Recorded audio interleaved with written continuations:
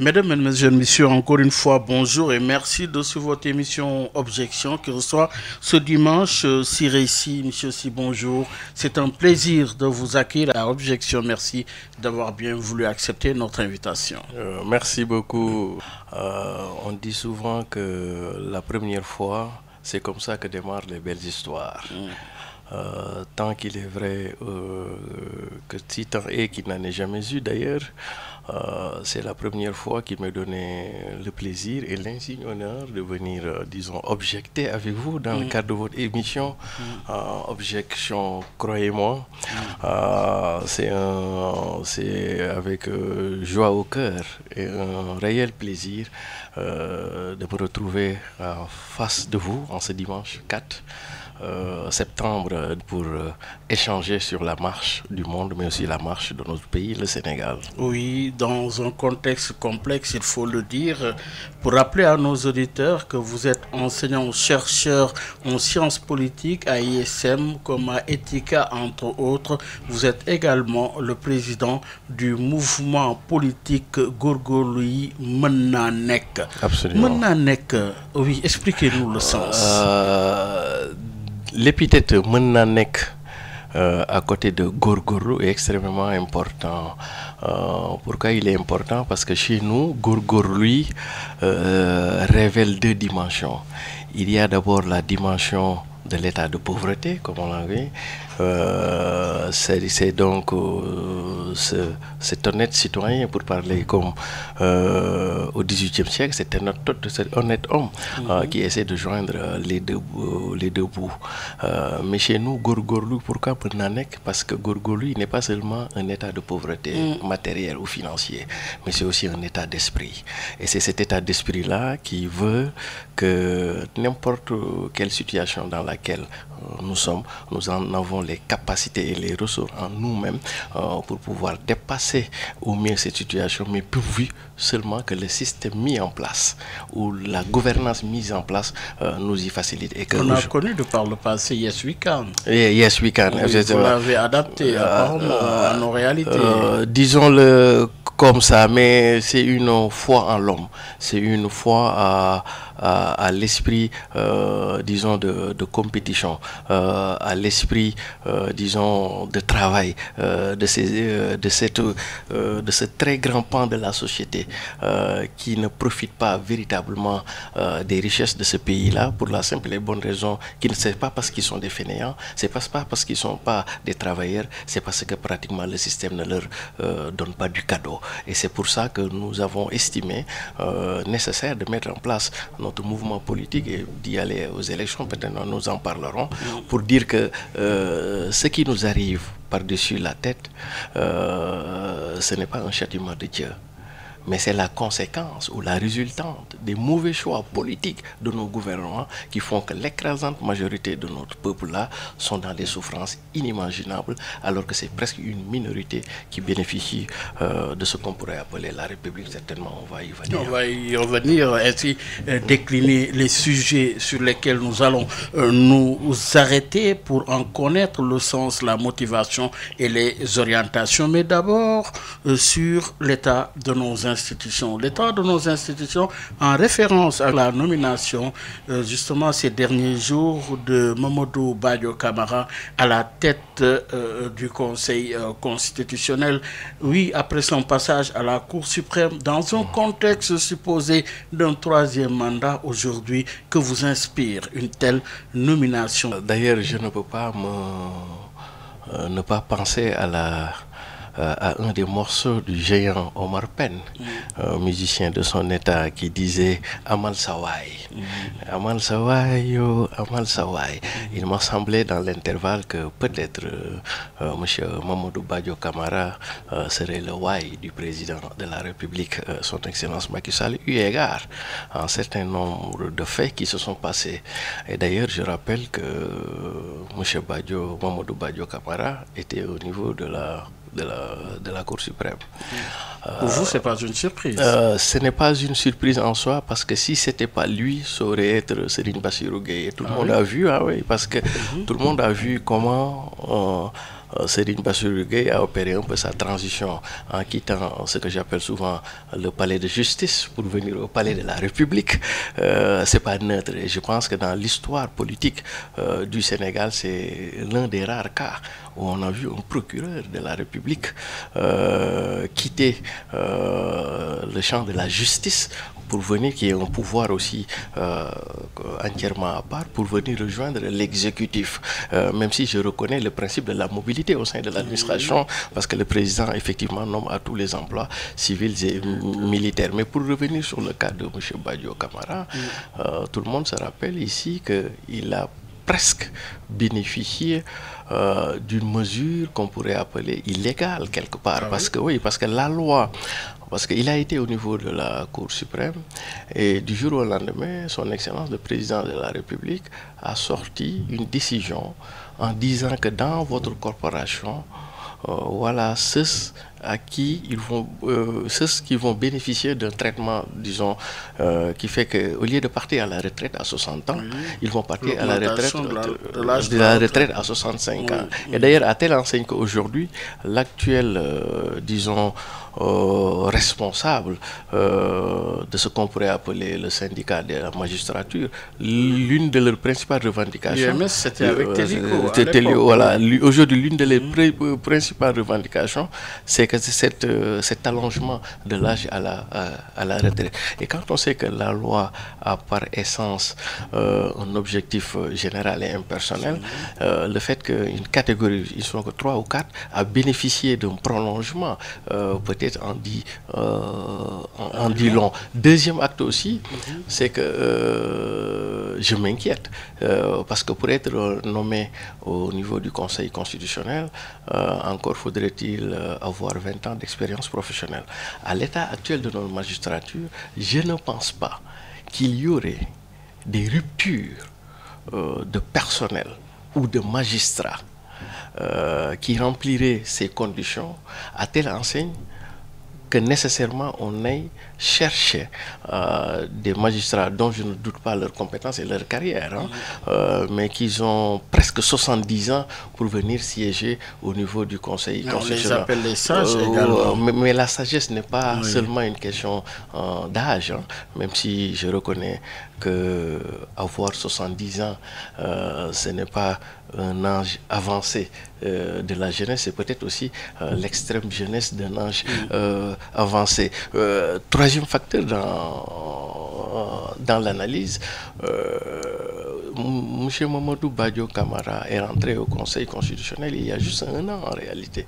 Ça veut dire qu'il y a des magistrats qui l'y ont précédé au niveau du Conseil constitutionnel. Et justement, vous avez parlé de sagesse. Je pense que la sagesse aurait voulu, à compétences égales, à expérience professionnelle égale, à études égales, à diplôme égal, que l'antériorité, les gens qui ont été les premiers puissent être nommés président du Conseil constitutionnel, mais voilà le dernier venu qui du coup devient le président des 7. Comme on sait qu'aussi le Conseil constitutionnel est une institution extrêmement importante, je ne peux que penser que à la chanson de Omar Pène, c'est parce que dangay am saway dal amal saway quoi, et que peut-être. Mais à quelle fin saway, à quelle fin? Saway a plusieurs fins, parce que on peut-être présager, sans pour en avoir les preuves factuelles, que peut-être que l'installation ou la nomination de M. Mamadou Badio Camara à la tête du Conseil constitutionnel pourrait être la dernière pièce du puzzle, disons-le, à une éventualité d'une candidature du président Macky Sall, voire même d'une 3e candidature. Parce que si d'aventure le président du Conseil constitutionnel venait à dire niet, alors c'est tout le projet qui s'écroule. Je pense qu'il est intéressant d'analyser la présidence qu'occupe Mamadou Badio Camara. Il a une voix prépondérante dans le fonctionnement du bureau. Absolument. Et d'ailleurs même... oui, les gens disent que oui, un bureau, mais un bureau avec un président qui a une voix prépondérante. Absolument. À chaque fois qu'il y a égalité, c'est lui qui tranche. C'est lui qui tranche. Mais il faut même revenir sur le sens, et l'intérêt que suscite l'institution qu'est le Conseil constitutionnel. Justement, parce que ici, vous avez d'abord la nature des élections. Vous savez, il n'y a que l'élection présidentielle qui se conjugue au singulier, alors que toutes les autres élections se conjuguent au pluriel. On parlera des locales, des législatives, parce que la présidentielle, c'est le choix d'un leader pour guider le destin de son peuple. Première grille d'analyse. Deuxième grille d'analyse, à la différence des cours et tribunaux, le Conseil constitutionnel va beaucoup plus loin. Je m'explique. Les cours et tribunaux font dans la loi et font dans le droit, alors que le Conseil constitutionnel fait à la fois dans la loi, dans le droit et dans la politique. Je m'explique. En émettant souvent des avis. Très bien, en créant même ce qu'on appelle la doctrine juridique. En faisant de la loi, les cours et tribunaux Conseil constitutionnel, ils sont dans la littérature de la loi, l'interprétation des textes, la lecture même des textes. En faisant du droit, ils sont dans l'exégèse, ils interprètent pour en essayer d'en déceler à chaque fois qu'il y a conflit des lois ou difficulté d'interprétation des lois, essayer d'en déceler les non-dits, les sous-entendus, voire même les malentendus, pour pouvoir donner tout son sens à. Mais quand on fait maintenant de la politique, et d'ailleurs le Conseil constitutionnel en a fait lors des élections législatives, là on crée de la doctrine. Ça veut dire quoi? Si les autres cours et tribunaux sont dans la loi, sont dans le droit, le Conseil constitutionnel, donc ils sont dans ce qu'on appelle la jurisprudence. Et le Conseil constitutionnel va être aussi, non seulement dans la jurisprudence, mais aussi va créer ce qu'on appelle de la doctrine juridique. Et l'exemple le plus patent, c'est quand il s'est agi d'établir qui va aux élections, quelle liste va aller, le Conseil constitutionnel a créé de la doctrine, même si sa doctrine est très discutable, et même illégale, illégale même, mais c'est de son pouvoir d'en créer et de décider que sur une même liste, c'est le recto qui va partir, le verso ne va pas partir.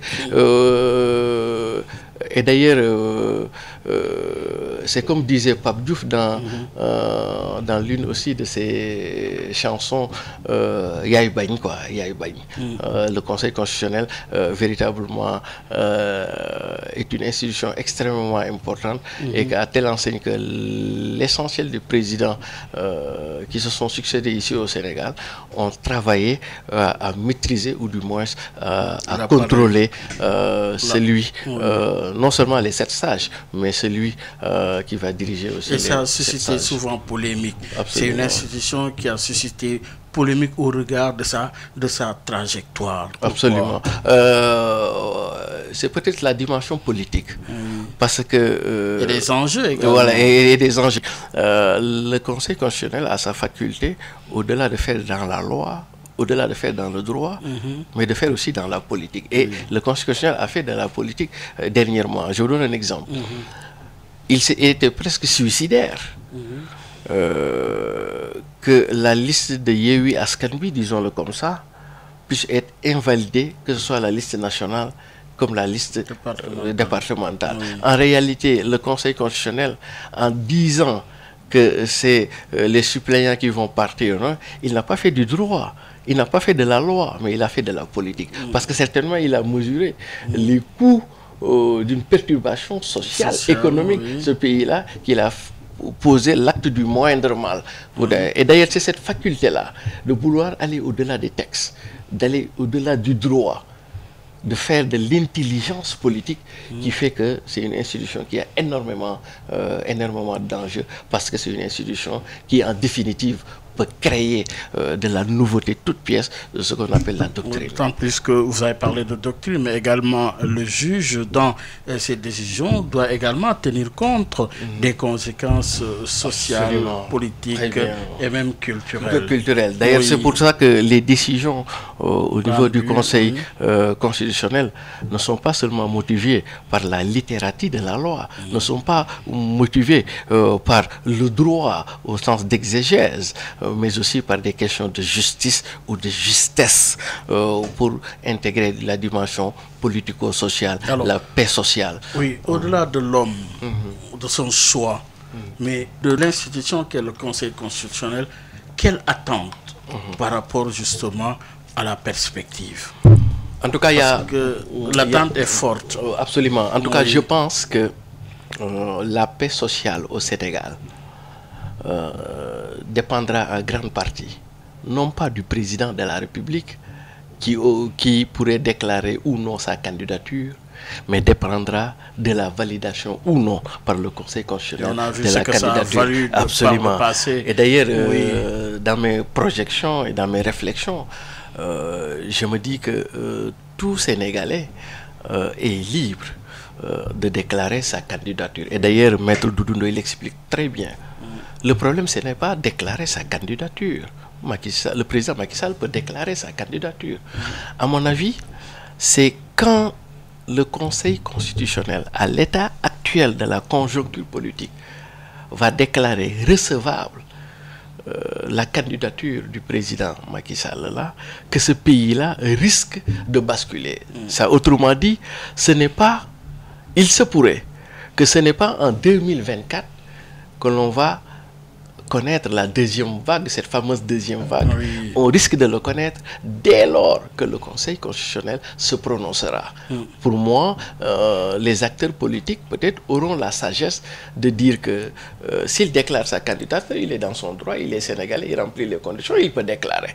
Le problème, c'est pas lui, c'est le Conseil. Et donc, j'estime que la paix civile au Sénégal. Le Conseil par rapport à l'état d'esprit du législateur. Absolument. Et d'ailleurs, c'est pour ça qu'il est invité au Conseil constitutionnel et aux 7 sages de ne pas faire seulement de la loi, de ne pas faire seulement du droit, mais de faire aussi de la politique. Voir aujourd'hui comme les décisions de justice dans leur ensemble sont rendues au nom du peuple sénégalais, essayer d'en comprendre le pouls de ce peuple-là pour ne pas naviguer à contre-courant de ce peuple-là. En tout cas, question à suivre, dossier à suivre de très près. Absolument. Avec cette nomination qui suscite déjà beaucoup de commentaires. Pour rappeler à nos auditeurs que nous recevons Siré et enseignant-chercheur en sciences politiques à l'ISM Etika, mais également il est le président du mouvement politique Gourgourlou yi Mena Nek. Alors, Siré, oui, l'état finalement de nos institutions doit être examiné. Du Conseil constitutionnel, nous parlons cette fois-ci de l'Assemblée nationale avec l'installation ce 12 septembre du bureau de la 14e législature. Au sortir des élections législatives, vous avez suivi la configuration que devrait prendre cette 14e législature, avec cette fois-ci aussi la nomination d'un président de l'Assemblée nationale. Mais d'abord sur l'institution, que retenir, oui, de l'institution qu'est l'Assemblée nationale? Je pense que l'Assemblée nationale devrait être réformée. En tout cas, peut-être on aura le temps d'en parler. Mais sur le constat, sur ce qui s'est passé, on est dans une situation vraiment inédite sur l'histoire contemporaine politique du Sénégal. Avec ces résultats. Oui. Pour la première fois, on n'a plus des assemblées ou une assemblée nationale à majorité monolithique. Ça, c'est extrêmement important. Deuxièmement, les projets de loi, comme les propositions de loi, ne vont plus passer comme lettre à la poste. Et ça, c'est extrêmement important. Tout sera négocié, discuté, amendé, pour qu'en définitive, des lois puissent être adoptées. Deuxièmement aussi, jamais le Conseil constitutionnel du Sénégal n'aura une charge de travail, parce qu'en réalité, pratiquement sur l'année, au temps ancien, le Conseil constitutionnel travaillait sur deux à trois dossiers sur l'année, hein, pratiquement, et alors qu'il était assis sur un budget de presque 1 milliard et quelques. Ça veut dire qu'aujourd'hui, la configuration de notre Assemblée fait que il faut s'attendre à une masse, un volume de travail très important, parce que les groupes parlementaires vont de plus en plus déférer les questions au niveau du Conseil constitutionnel. L'autre remarque aussi, c'est que pour la première fois de notre histoire politique contemporaine, on va aller vers des installations de l'équipe parlementaire la plus longue en termes de durée. Si avant, on commençait les travaux à 10 heures et on les finissait à 15 heures, 16 heures, aujourd'hui, il faut s'attendre même à 20 heures. Oui, c'est probable qu'on aille jusqu'à 20 heures. Parce qu'il y aura moins d'absence. Très bien, parce qu'il y aura tard dans la nuit. Oui. Deuxième indicateur, ne soyez pas surpris qu'il y ait des bagarres, hein, parce que les choses seront négociées presque au forceps. Troisième élément, ne soyez pas surpris qu'il y ait énormément de suspension de séances, parce que tout sera discuté. Chacun va venir avec ses combines, etc. etc. Mais il m'a semblé que pour l'Assemblée nationale, là, l'élément le plus déterminant reste celui ou celle qui va devenir le président de l'Assemblée nationale. En quoi c'est important? D'abord, il y en a beaucoup d'analystes, de spécialistes qui estiment qu'en 2024, s'il y a soit un nouveau régime ou ce régime-là continue, il y a de fortes probabilités que l'Assemblée soit dissoute. Alors moi je dis le contraire. Ah oui? Il se pourrait que l'Assemblée puisse terminer ses 5 ans si et seulement si on arrive à installer du haut du perchoir un président consensuel. Et à l'état actuel, parce que dès lors que l'Assemblée nationale, le président de l'Assemblée nationale est la deuxième personnalité de l'État, en tout temps et en tout lieu, il doit dialoguer en parfaite intelligence avec le président de la République. Donc le fait de mettre en place un président qui serait issu d'une forme de radicalité ne va pas favoriser la bonne fluidité du dialogue, voire même de la dialectique entre l'exécutif et le législatif. C'est pourquoi il m'a semblé qu'au-delà des ambitions personnelles des uns et des autres, nous devons travailler à installer au niveau de la présidence de l'Assemblée nationale, en tenant en compte des critères d'aptitude et des critères d'attitude pour pouvoir avoir de l'altitude au niveau de l'Assemblée nationale. Et c'est pourquoi il m'a semblé, à l'état actuel, dans le camp de l'opposition, il y a 2 profils qui se dégagent pour remplir ce poste. C'est Mamadou Lamine Thiam, et tous sont de Wallou, hein, comme par extraordinaire. Mamadou Lamine Thiam et Mamadou Lamine Diallo. Voilà, les 2 profils. Sinon, quand j'entends la masse des profils, Barthélémy Diaz ne ferait pas l'affaire parce qu'il peut installer un rapport très conflictuel avec le président. Ahmed Aïdara, je ne pense pas qu'il y ait encore, disons, le bagou ou l'expérience, l'étoffe, disons-le comme ça. Même un Biré Souleye Diop, même s'il est le numéro 2 du PASTEF, il n'a pas encore l'envergure. Et je pense que du camp de l'opposition, je pense que si l'opposition parvient à avoir un candidat unique entre ces 2 gens-là, ces 2 messieurs-là, il va dire probablement qu'ils ont de très fortes chances pour gagner le poste de président de l'Assemblée nationale. Maintenant, de l'autre camp, oui, de la coalition présidentielle. Voilà, c'est là où se trouve véritablement l'équation. Et il m'a semblé que le président de la République a une équation à 2 inconnus. Parce que à l'analyse, il peut y avoir 3 profils qui se dégagent. Le profil de, bien évidemment, Mimi Touré, parce qu'il a été mené les combats en tête de file. Il y a le profil de Amadou Ba et il y a le profil de Ali Ngouille Ndiaye. Voilà, le gars de Linguère. Maintenant, pour chaque cas, tout le monde sait que Madame Aminata Touré est foncièrement et catégoriquement contre l'idée, je dis même pas la troisième candidature, mais l'idée de troisième candidature. Alors, ce serait très risqué du point de vue politique pour le président de la République de mettre au perchoir, alors qu'elle aura 5 ans, avec tout ce qui va ensuite, le butin de guerre, disons-le comme ça, les fonds politiques, de quelqu'un qui serait réfractaire à son projet supposé, comme ça. Et donc, mais aussi, ne pas la mettre là-bas, ce serait un peu aussi très contradictoire pour un général ou une générale ici qui a mené le combat, qui a gagné la bataille, de ne pas se voir décoré, hein, en tout cas. Mais je pense que le président de la République, s'il parvient à trouver un compromis, et le compromis réside, à mon avis, au niveau de Mimi Touré. Si peut-être à l'éventualité que Mimi Touré insiste pour devenir président de l'Assemblée nationale, le président de la République, en plus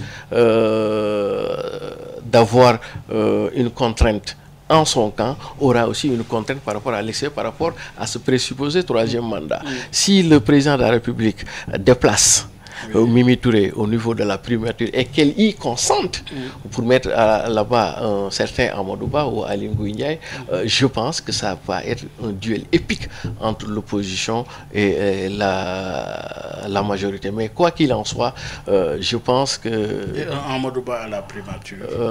Un Amadou Ba à la primature, je l'imagine si et seulement si il devient le dauphin naturel, parce que voilà un monsieur qui depuis presque 2 ans il n'est pas aux affaires, mais à chaque fois que l'on parle d'un éventuel dauphinat ou remplaçant du président Macky Sall, les esprits convergent en lui. Je ne sais pas pourquoi, en tout cas il m'a semblé, d'après les échos que j'ai, il y en a énormément de militants de l'APR qui souhaiteraient que sa candidature soit favorisée pour ne pas prendre le risque du troisième mandat, qui serait une forme de perte d'Isélestec. Et je pense que si Amadou Ba est Premier ministre, alors que le président l'aurait choisi comme son dauphin, je pense que ce n'est pas la situation idéale. Pourquoi? Parce qu'Amadou Ba est très connu à Dakar peut-être, mais il n'est pas encore très connu à l'intérieur du pays. Or, le poste de Premier ministre est un poste très exposé, très tenant. Pratiquement, vous n'avez pas le temps. Ici, ajoute aussi qu'à chaque fois qu'il y a des désordres, des dérégulations, les populations, les syndicats, la société civile, le front social vont taper. Pour moi, à mon avis, si à l'éventualité que Amadou Ba pourrait être le plan B du régime en place pour conserver le pouvoir, ce serait l'Assemblée nationale. Parce que là, il pourrait avoir le temps de travailler encore par rapport aux députés qui sont là-bas, mais aussi, entre 2 sessions, avoir du temps pour pouvoir descendre sur le terrain. Parce qu'en définitive, ici au Sénégal, pour être élu président de la République, il faut que vous descendez dans le pays profond. Et il me semble que le poste de président de l'Assemblée nationale est le poste le plus apte, qui dégage un budgétant pour le futur dauphin ou du candidat pour aller à la rencontre des populations, essayer de se familiariser avec les populations, essayer de remonter à la surface les complaintes des uns et des autres. Du point de vue de la trajectoire, jamais justement l'Assemblée nationale n'a été, la place Soweto n'a été un point de départ pour justement la présidence de la République. Absolument, absolument, tout à fait. C'est comme en France, hein? Jamais, comme on dit, jamais un Premier ministre n'est devenu président de l'Assemblée nationale. Mais je pense à l'état actuel, s'il y a une chance pour Sonko, disons-le comme ça, parce qu'aujourd'hui, Sonko reste véritablement la plus grande équation, hein, pour le parti au pouvoir. Je reste convaincu que à l'état actuel, le plus grand bien qui peut arriver au président Ousmane Sonko, c'est que le président Macky Sall déclare sa candidature. Il peut le battre au premier tour. Ah oui? Mais par contre, si Amadou Ba déclarait sa candidature, il peut être une casse-tête pour le camp de Sonko pour une raison. La première raison, c'est que il est relatif au coefficient personnel des uns et des autres. Par exemple, si vous prenez Mimi Touré, par exemple, je donne un exemple. Elle a été victime, ou elle est victime, de 2 à 3 choses que les Sénégalais peuvent lui reprocher. Première chose, c'est un peu sa versalité politique. Tantôt elle est contre la 3e candidature, tantôt elle est dans la nuance, clair-obscur, etc. Première chose. Deuxième chose, sociologiquement et anthropologiquement, je ne pense pas que les Sénégalais, même si je suis progressiste, je suis très démocrate, mais je ne pense pas que le fruit est mûr pour le Sénégal d'avoir une présidente de la République, sans pour autant jouer dans le misogynisme. Moi, je suis démocrate et puis je soutiens la cause des femmes, mais bon, c'est des réalités objectives sociales aussi. Et je pense même que peut-être, si le camp Benno Bokk Yakaar avait comme tête de liste un homme, peut-être il aurait eu ce résultat. Et l'indicateur qui vous le montre, c'est que Madame Mimi Touré a été presque seule dans sa campagne électorale. C'est comme qui disait que les autres n'ont pas voulu l'accompagner.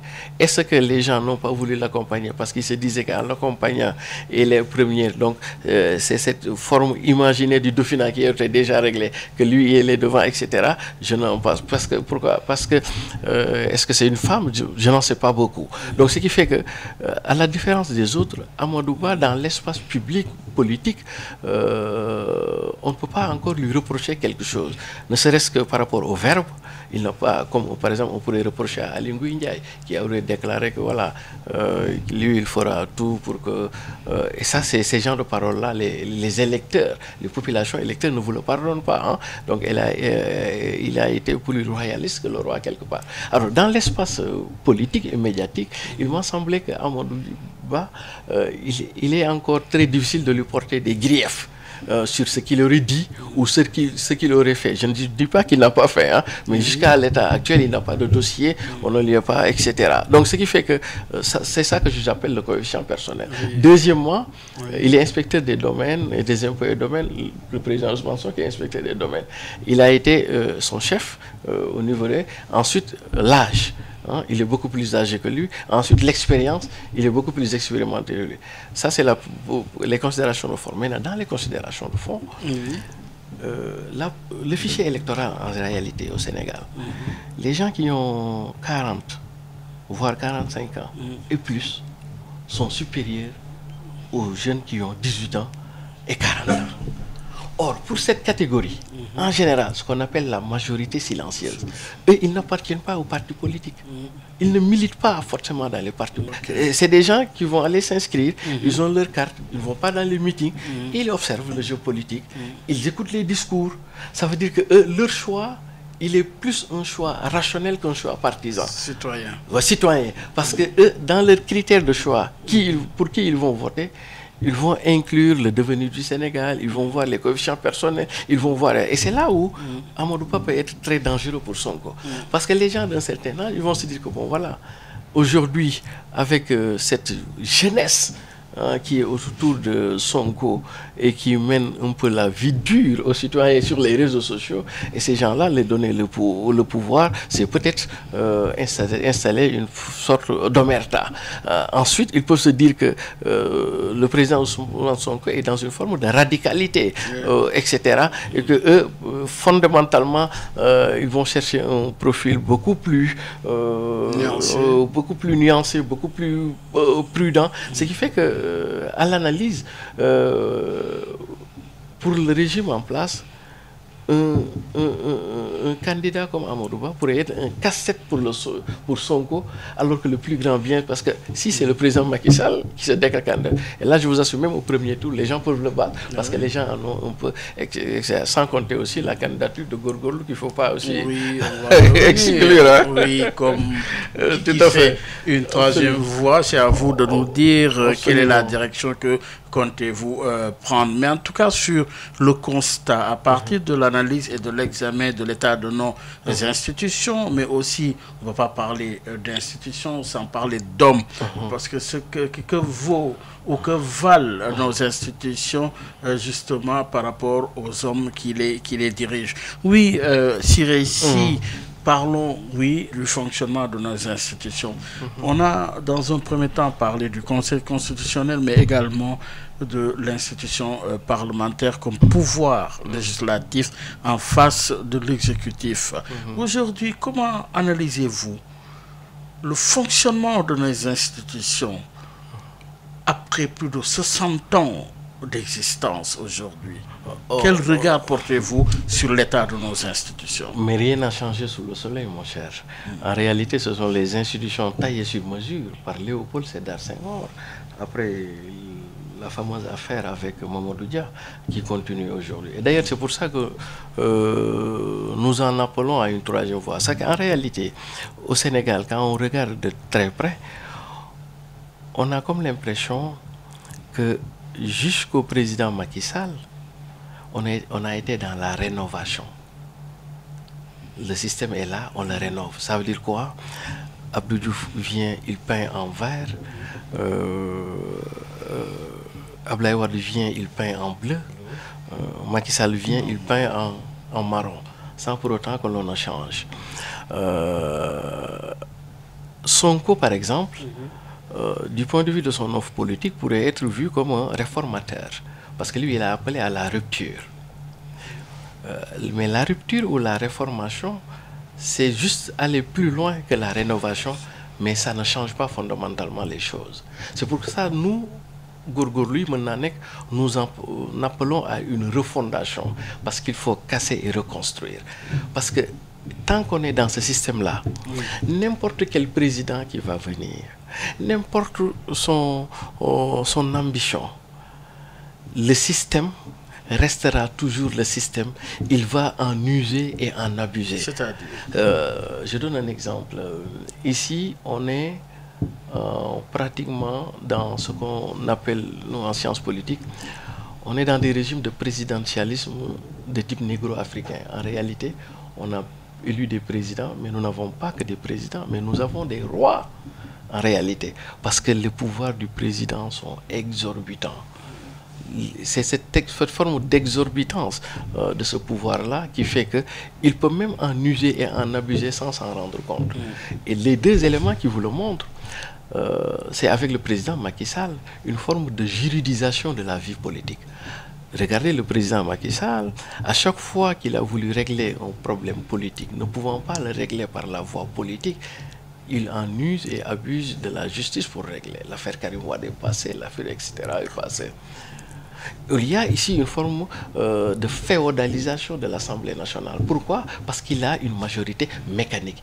Il sait qu'en âme et conscience qu'il peut dormir tranquille, ce qu'il veut, les gens vont voter parce que les gens sont acquis à sa cause. C'est pour ça que nous en demandons à notre réforme de ne pas faire les listes nationales et d'aller on va y revenir. Ça veut dire que le système est tellement fait qu'il y a énormément trop de pouvoir entre les présidents de la République qui, en réalité, au-delà des habits, dans la fonctionnalité, est un roi, voire même un seigneur. Oui, qui repose sur deux tableaux qui, de votre point de vue, sont les talons d'Achille de notre démocratie, l'administration et la justice. Absolument. Et d'ailleurs, tant que nous, c'est pourquoi nous dans notre réforme. Expliquez-nous. Oui. Voilà, justement. Et pourquoi? Parce qu'aujourd'hui, quelle est la différence, même si je ne veux pas faire des comparaisons, mais tu sais quelle est la différence fondamentalement entre nous et les autres?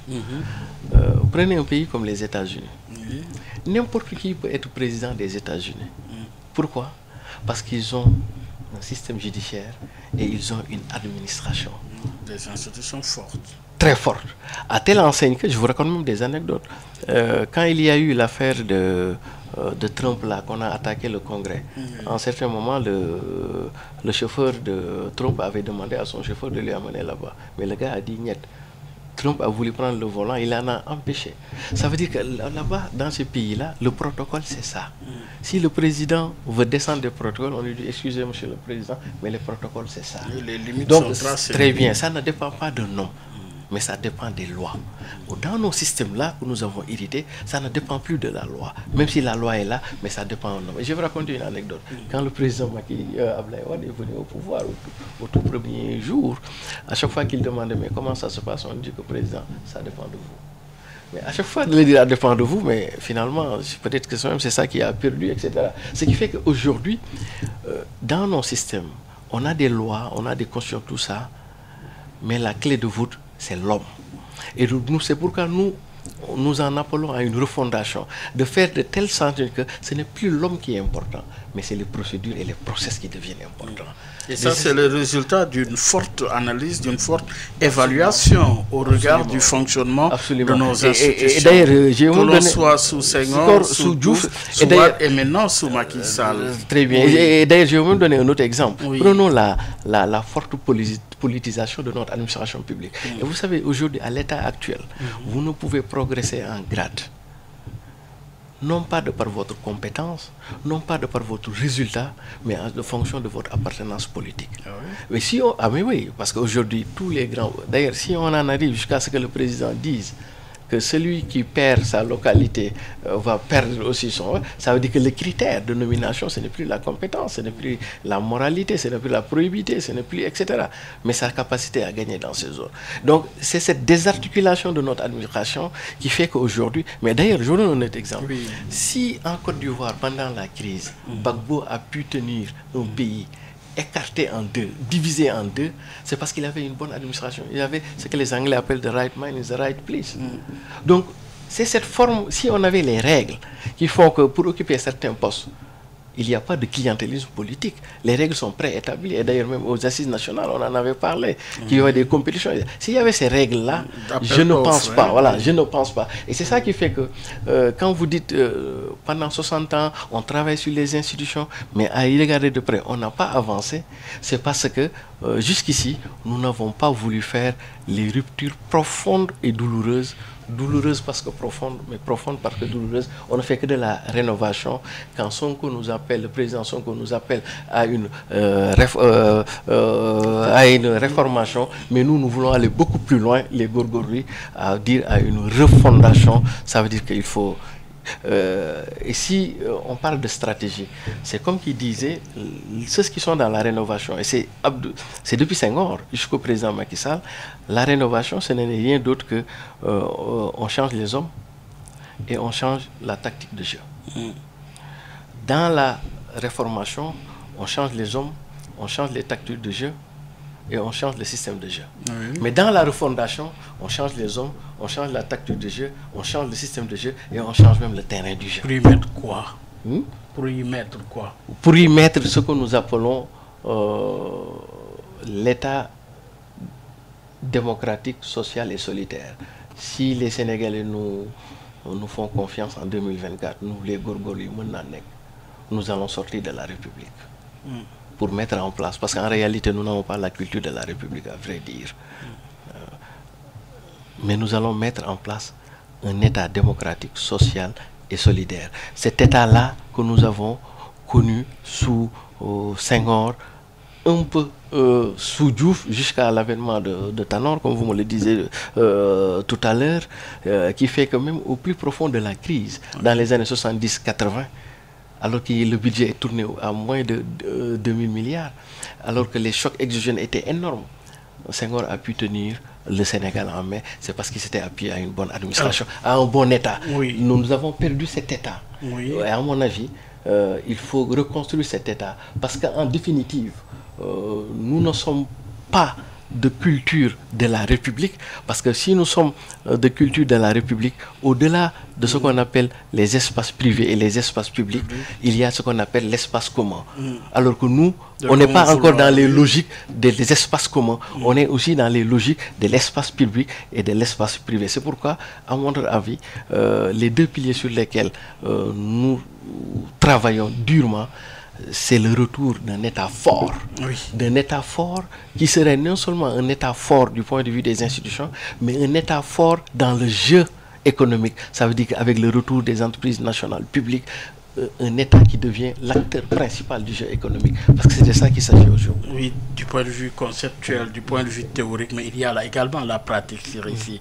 La pratique au regard également de la géopolitique mondiale. Le Sénégal n'est pas isolé ex nihilo. Il est dans un monde, mais un monde en crise profonde aujourd'hui. Absolument. Vous avez parlé de crise exogène, mais vous avez parlé aussi de crise endogène. Aujourd'hui, du point de vue de l'analyse, comment asseoir cet état dont vous faites allusion en justement lui donnant une identité propre, en lui conférant des valeurs qui sont les nôtres dans un contexte mondial complexe. Et d'ailleurs, si on a des problèmes, parce que vous avez parlé de mondialisation, Oui. si on a des problèmes jusqu'ici avec la mondialisation, c'est parce qu'on ne s'est pas seulement ouvert à la mondialisation, mais on s'est offert à la mondialisation. Voilà le problème. Alors que nous, les Gorgorlou, on ne va plus s'offrir à la mondialisation, on va juste s'ouvrir à la mondialisation. Ça veut dire quoi? Concrètement, ça veut dire que vous ne pouvez être un acteur de la mondialisation si vous ne reprenez pas votre destin en main. Concrètement, si vous ne pouvez pas être un acteur de la mondialisation si vous ne maîtrisez pas les déterminants de votre économie. Mais voyez ici au Sénégal, pratiquement, on ne maîtrise rien. Dans n'importe quel secteur, les secteurs si névralgiques des télécommunications, des télécoms, on ne le maîtrise pas. Le secteur agroalimentaire, on ne le maîtrise pas. Le secteur aéronautique, à peine on essaie de faire des efforts. Le secteur industriel, on ne le maîtrise pas. Le secteur financier, on ne le maîtrise pas. Mais si vous ne maîtrisez pas ces dynamiques-là, vous serez toujours l'ange des autres. Vous ne pouvez pas devenir un acteur, quelles qu'en soient les volontés, votre volonté. C'est pour ça, nous, notre ambition, c'est de se donner les moyens de reprendre nos destins en main. Et notre destin en main n'est pas si difficile en réalité à Mais prendre. quand vous dites se donner les moyens, de quels moyens en il mettant... va s'agir? Et où est-ce que vous comptez les tirer, ces moyens? Mais rien que...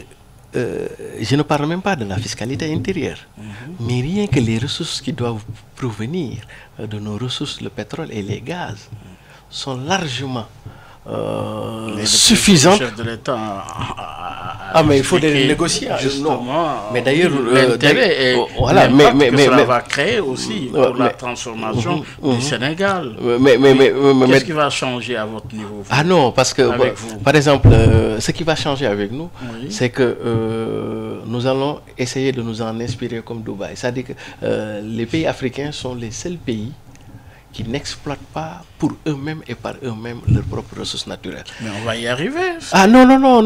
Mais attention, on est ça veut dire qu'on nous donne des royalties. C'est ça qui est dangereux.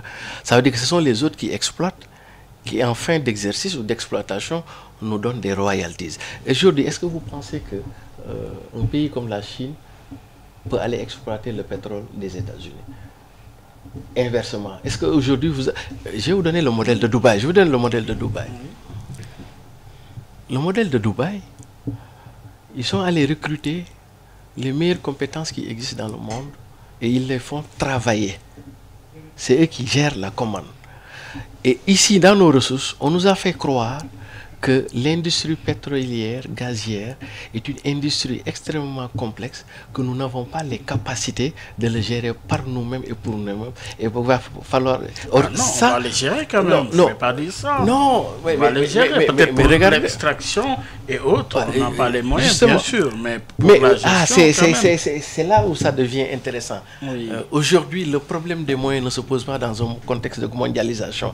S'il y a quelque chose de beaucoup plus disponible, la ressource la plus disponible dans un contexte de mondialisation, c'est le capital, en réalité.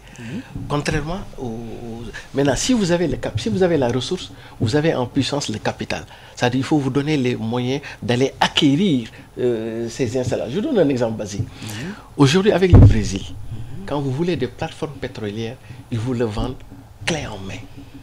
Mais nous, on n'a pas voulu faire cet effort-là. On a voulu faire vraiment l'approche la plus facile, aller voir des multinationales, des majors, leur vendre le truc-là, et puis attendre, etc. Ce qu'on oublie, pourquoi il est bien de gérer par soi-même ses ressources? Parce que les multinationales qui vont venir, eux, ils vont être dans des logiques capitalistiques. Alors que si tu les gères par ton État, tu es dans des logiques développementalistes. Ça veut dire quoi? Ça veut dire que eux, les gens qui vont venir, ce n'est pas les questions d'environnement qui les intéresseront. Ce n'est pas les questions d'emploi qui les intéresseront. Ce n'est pas les questions de partage des connaissances qui les intéressent. Eux, c'est le capital investi qui les intéresse. Alors que toi, État, tu dois prendre en charge les questions écologiques, d'environnement, tu dois prendre des questions d'emploi, etc. Donc, les flexibilités que tu peux faire pour pouvoir manager, gérer les ressources, ce n'est pas les flexibilités que des multinationales. Or, dans ce monde de compétition globale, où il a été démontré aux Émirats Arabes Unis que rien que le pétrole, je ne parle même pas de gaz, que rien que le pétrole, un pays pouvait faire un reclassement inédit, mais voilà, nous en sommes qu'aujourd'hui, presque, on ne gère plus. À la limite, on nous donne même des royalties sur notre propre ressource dont on n'a aucune maîtrise sur les niveaux de production. Donc c'est pourquoi nous, Gorgorlu, si les Sénégalais nous font confiance, mais tous ces contrats pétroliers-là, on va les renégocier. Hein? Oui, parce que le droit international nous le permet. Et je pense que l'ultime bataille à notre niveau, c'est de pouvoir contrôler notre secteur financier, de pouvoir contrôler par nous-mêmes notre secteur des télécoms, névralgique, de pouvoir régler définitivement la question de la production ou de la productivité. Sur un mandat de 5 ans, nous allons atteindre par force l'autosuffisance. En tout cas, pour l'essentiel des produits que nous consommons, nous allons les produire ici quand le second mandat, disons-le comme ça, sera affecté à une redistribution des richesses. Parce que tant que le système est comme ça, il n'y aura pas de redistribution équitable de nos richesses. À mon avis, c'est à l'image même d'une bolle qui est sale. Il faut nettoyer le bol avant de mettre quelque chose à manger. Il nous faudrait réformer ce pays-là, restructurer en profondeur pour que nous puissions bénéficier des retombées de notre refondation. Voilà. Et ça, il n'y a pas que la rénovation qui peut nous mener ça. Il n'y a pas la réformation, il n'y a que la refondation. Il faut nous le baisser d'al. Oui, la refondation, une nécessité absolue pour vous. Vous, président du mouvement politique Gorgorlu Mananek. Alors, si réussi, oui, parlons du contexte. Un contexte également inflationniste. Vous avez parlé des chocs exogènes liés justement à la situation du moment. Oui, finalement, les choix économiques de l'actuel régime, je parlais de l'actuel président, vous inspirent quoi? Efficacité ou peut mieux faire? Quelle évaluation en faites-vous? L'évaluation que je pourrais en faire, c'est qu'à l'état actuel, on est à un déficit d'État. Et si l'État ne se ressaisit pas, il peut y avoir un défaut d'État. Je m'explique. Oui, avec l'exemple des inondations. Même l'inflation des prix. Aujourd'hui, l'oignon qui coûte, etc. etc. Vous savez, une crise économique est consubstantielle même à la vie des nations. Une crise économique pour une nation ou pour une économie serait rien d'autre qu'une maladie chez l'être humain. De temps en temps, un être humain il tombe malade. Il peut traverser des phases intermédiaires, il se soigne et il reprend. Donc, c'est même nécessaire de connaître des crises parce que les crises nous révèlent ce qui ne marche pas. Mais il ne faut pas laisser les crises s'enfoncer, perdurer. C'est ça que j'appelle le déficit d'État. Il peut y avoir des déficits. Mais le déficit en soi a pour vocation d'être comblé. Les déficits, on les résolve, on les soigne. Mais si vous ne les réglez pas et que vous laissez la situation pourrir, comme actuellement c'est le cas, vous allez tomber dans ce qu'on pourrait appeler un défaut d'État. Et car un défaut d'État, c'est souvent ce qui se passe au Brésil, etc. C'est actuellement le cas. Parce qu'on a comme l'impression que l'État du Sénégal, le gouvernement du Sénégal est impuissant par rapport à cette dérégulation des prix. Or, nous sommes dans un État. Quand je parlais d'État fort, les prix sont régulés, ne sont pas laissés à la merci des commerçants qui font, etc. Donc aujourd'hui, il a fallu que et puis le plus dramatique dans ça, c'est que les gens en font même un élément TikTok, quoi. C'est-à-dire qu'on forme de théâtralisation, or c'est grave. On vit... Mais en économie, le marché peut se réguler de lui-même. Ah, attention. Oui. Le marché peut se réguler lui-même, mais ça, c'est le gorgole qui va en pâtir. Et d'ailleurs, c'est pour ça que l'une des raisons, les motivations profondes qui font que nous voulons notre candidature, c'est que le gorgole est laissé à lui-même. Aujourd'hui, Dakar vit à un niveau de vie d'un pays riche alors que nous sommes un pays pauvre. Il y a une correction à faire. Aujourd'hui, les revenus, si vous les indexez par rapport à la classe moyenne, disons la classe moyenne, les revenus sont inférieurs par rapport à notre niveau de vie. Ça veut dire qu'il y a une économie souterraine.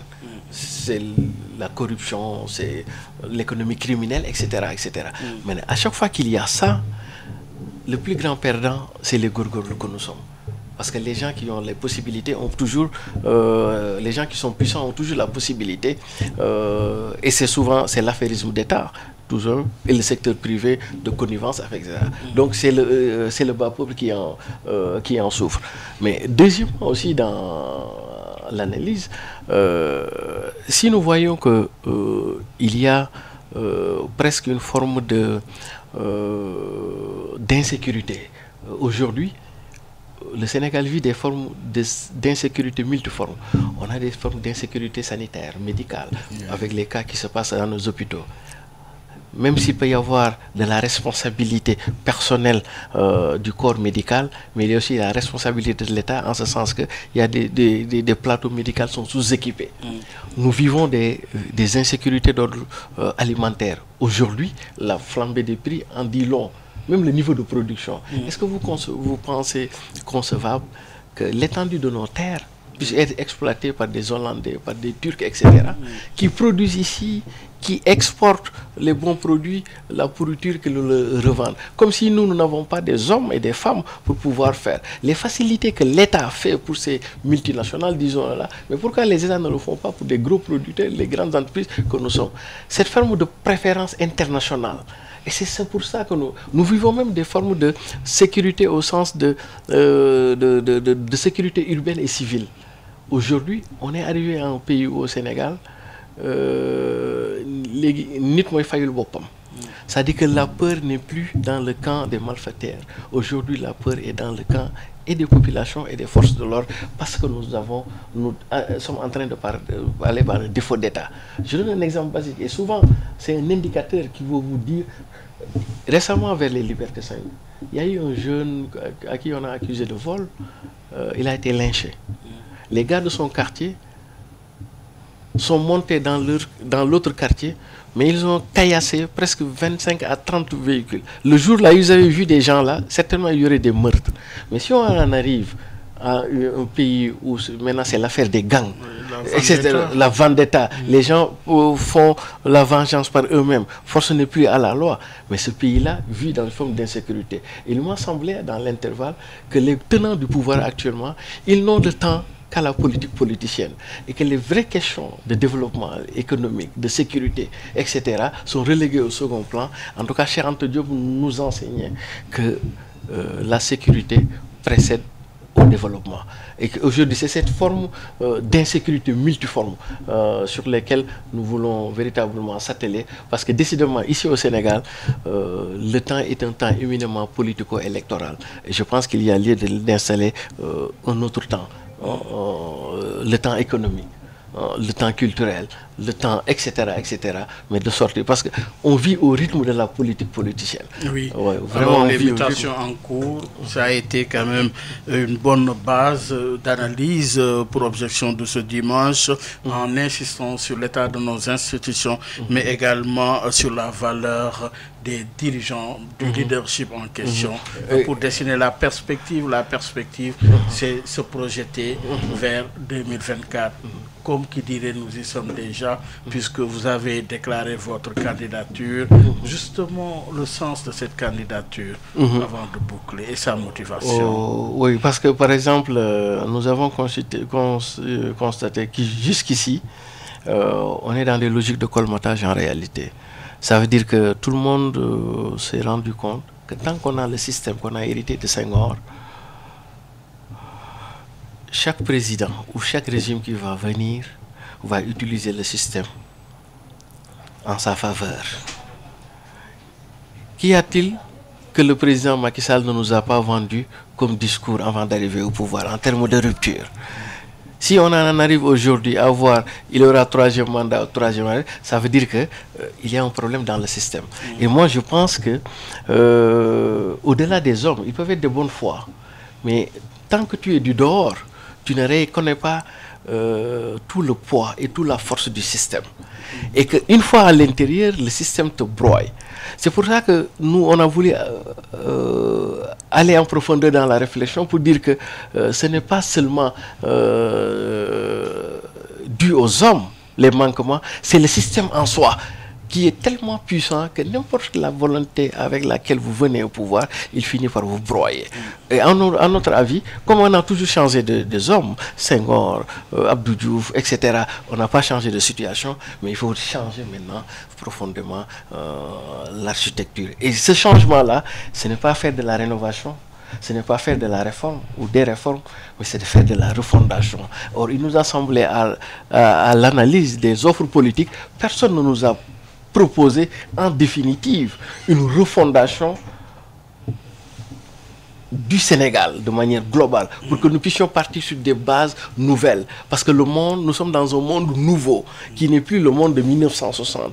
Il y a des réalités nouvelles, il y a des ressources nouvelles avec le pétrole, il y a les innovations technologiques, il y a une transition démographique qui fait que avant les anciens ou bien les adultes étaient plus nombreux que les jeunes. Aujourd'hui, les jeunes sont plus nombreux. Les transitions démographiques, tout ça, il m'a semblé que le système ancien ne peut pas les prendre en charge, ne peut pas les réguler, surtout avec les phénomènes de mondialisation. Il faut trouver un autre cadre. Et ne l'ayant pas vu comme proposition, nous nous sommes décidés de l'offrir, comme dit les Wolof, yobante baax na lool, mais demal sa bopp dafa gën. Demal sa bopp dafa gën, justement. Le maître mot, c'est la refondation avec comme inspiration la technostructure. La méga structure, avec le retour en place de l'État fort. L'État fort du point de vue, disons, civil, mais l'État fort du point de vue économique surtout. Et j'insiste là, on va avoir un État fort du point de vue politico-institutionnel. Ça veut dire quoi, l'État fort? Ce ne sont plus les hommes qui vont être déterminants, mais ce sont les règles, les procédures et les process. L'État économique fort, ça veut dire que l'État va redevenir l'acteur principal du jeu économique national, mais pas le privé et le multinational. Parce qu'on nous a vendu quelque chose du temps des plans d'ajustement structurel qui est consubstantiel à la théorie libérale que l'État ne crée pas les emplois. Mais c'est totalement faux en Chine, etc. Donc, vivement le retour de l'État comme principal acteur du jeu économique avec la résurgence de ce qu'on appelle les sociétés d'État, les sociétés nationales ou alors les sociétés nationales mixtes, mais à participation étatique majoritaire. Merci beaucoup, Siressi. Merci beaucoup. C'est parti, on aura d'autres occasions pour encore fouetter toutes ces idées dans une perspective autre que celle à laquelle nous vivons. C'est votre projet. Absolument. Et certainement, rendez-vous pour très bientôt. Merci. Mesdames, Messieurs, c'en est tout. Merci de nous avoir suivis. Il était notre invité, Siressi, et enseignant-chercheur en sciences politiques à ISM, Etika, entre autres, mais il est également le président du mouvement Góorgóorlu yi mën na nekk, un mouvement politique lancé avec la candidature qui a été officiellement annoncée. Merci de nous avoir suivis. Rendez-vous dimanche prochain avec un autre invité. Un grand bravo à l'équipe digitale à la tête, Aline Badra Socé, Abdoulaye. Bon dimanche à toutes et à tous.